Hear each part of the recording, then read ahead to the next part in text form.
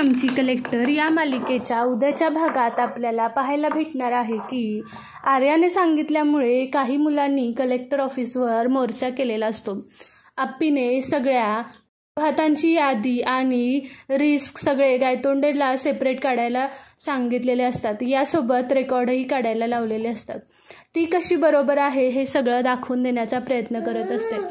सगळी मुलं तिची बाहेर वाट बघत असतात की कलेक्टर मॅडम त्यांचा निर्णय बदलूनच बाहेर येणार. आप्पी आपलं रेकॉर्ड्स काढत असते. इकडे कदम बापूंना सगळ्यांना कळतं की आप्पीच्या कलेक्टर ऑफिसवर मोर्चा चालू आहे. कदम आणि बापू टेन्शनमध्ये येतात आणि म्हणतात की या पोरीच्या मागं काय लागलंय कळत नाही. खरं तर आत्ता काळजीपोटी तिने हे सगळे ट्रेक बंद केले होते. पण आत्ताच्या युवा पिढीला सुद्धा समजलं पाहिजे की आत्ताचे ट्रेक खूप घातक ठरत आहेत. रोज एका चॅनलला कोणीतरी घसरून पडल्याचं, पाणी आल्याचं दिसून येतं, तरीसुद्धा ही पिढी बिनधास्त आहे. त्यावर बापू म्हणतात की खरं आहे कदम तुमचं, पण या मुलांना सांगणार तरी कोण ना. ही पोरं बिनधास्तपणे कलेक्टर ऑफिसवर मोर्चा घालत आहेत. अमोलसुद्धा टेन्शनमध्ये येऊन बसलेला असतो. तिथे लगेच रुपाली आणि मोना येतात. मोना म्हणते की पण वंसना तरी काय गरज होती ना सारखं सारखं तिथे ट्रेक थांबवण्याची, मुलांनी तरी कधी फिरायचं. त्यावर अमोल म्हणतो की मोमा तू मध्ये मध्ये बोलत जाऊ नकोस. तुला माहीत आहे का मानी कशासाठी हे सगळं बंद केलेलं. तिला कळतं, तिचं ती बघून घेईल. तू जरा थांब ना, ती बघ सगळ्यांचं कशी बोलती बंद करते. मोना म्हणते की तुम्ही जरा जास्तच बोलताय हो का छोटे सरकार. अमोल बोलतो की मोमा मग तू माझ्या मला काही बोलत जाऊ नकोस, मला आवडत नाही. मोना म्हणते की ह्या भाची सरकारांना काय करायचं, ह्यांना अजिबात सुद्धा वळण नाही. छोट्यांशी कसं बोलायचं आणि मोठ्यांशी कसं बोलायचं. रुपाली म्हणते की अमोल यापुढे तू मोनाशी या पद्धतीत बोलायचं नाहीस, नाहीतर तुझं नाव अपर्णाला सांगेल. अमोल म्हणतो की रुपाली काकी मी काही चुकलो नाही, तू मोमानी कशाला बोलायचं माझ्या माबद्दल काही. मला आवडत नाही माझ्या माबद्दल कोणी सुद्धा काही बोललेलं.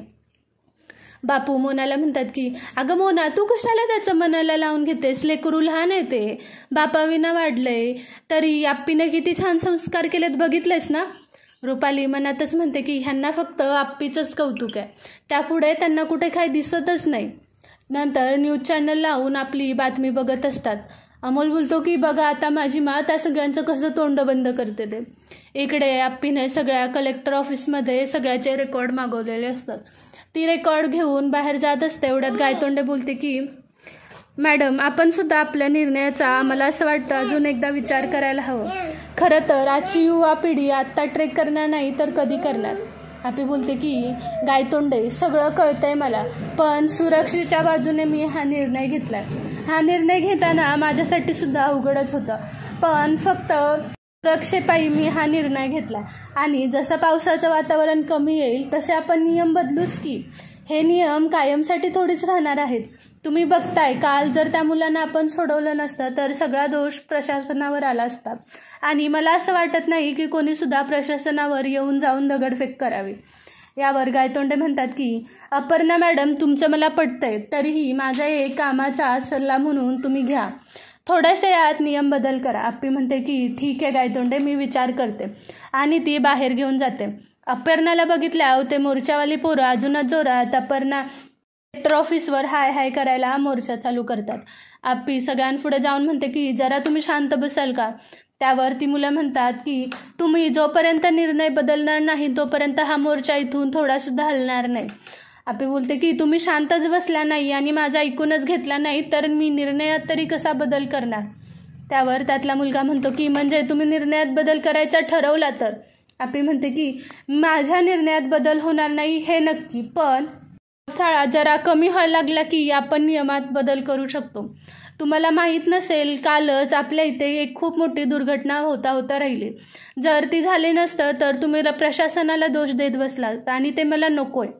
ती मुलं म्हणतात की ते काही नाही मॅडम, तुम्ही निर्णयात बदल करा आणि तुम्ही हे जे काही केलं त्यासाठी तुम्ही जाहीररित्या आमची माफी मागितली पाहिजे.